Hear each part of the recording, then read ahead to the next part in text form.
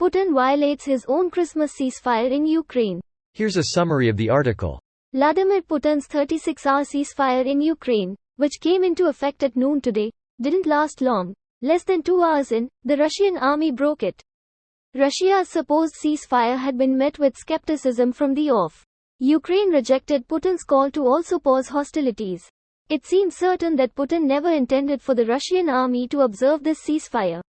Putin's decision to announce the ceasefire is an attempt to weaponize the Orthodox holiday, and further play into the culture war he has been waging in parallel. Putin's aim in this is to manipulate a situation where Ukraine is supposedly the only actor engaged in active fire, allowing him to further perpetuate the Kremlin narrative of Ukraine as the aggressor and Russia as the true defender of Orthodox values. It is noteworthy that not all Ukrainians are even celebrating Christmas today, with as many as 36%, including my colleague Svitlana Morinets, choosing to celebrate with the West on the 25th of December instead.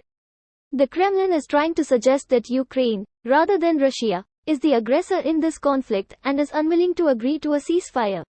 This post received a score of 74,000, with an upvote ratio of 84%. Here are the top comments in response to this article.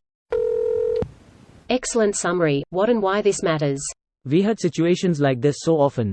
Russia offers peace talks with crazy demands like, give us the oblasts Crimea, Donetsk, Luhansk, Kherson and the one starting with Z without fight and we stop attacking you. Obviously that's a laughable deal and Ukraine rejects such offers, and Russia goes on about how they started peace talks, but Ukraine rejecting them, because they want more bloodshed. This is literally the tactic I use in Civilization 6 in a warmonger domination run to try to accumulate favor while decimating an entire population. It makes me feel icky doing it to pixels.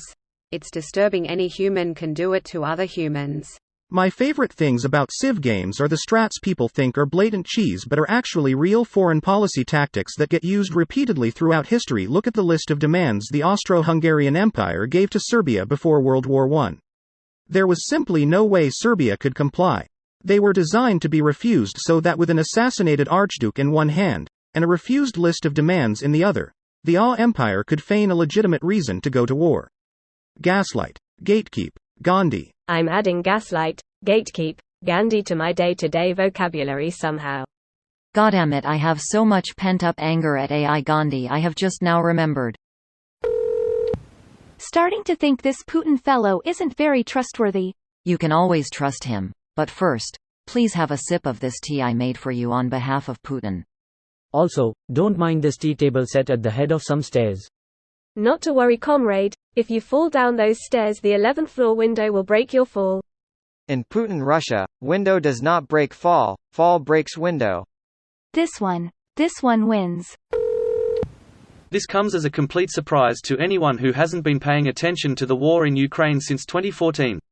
This comes as a complete surprise to anyone who hasn't been paying attention to Russian military tactics since 1812. Why 1812 specifically? You're right. I tried to make a comment by implying the scorched earth tactics the Russians used against Napoleon.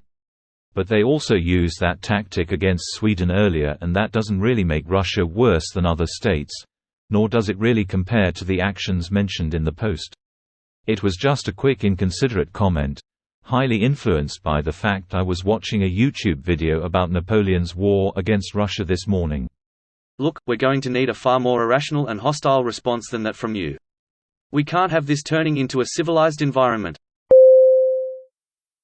This video was automatically created by Reddit to speech. The article and comments in this video were selected from Reddit according to their upvotes, and any paraphrasing was performed by smmry.com, without any human intervention.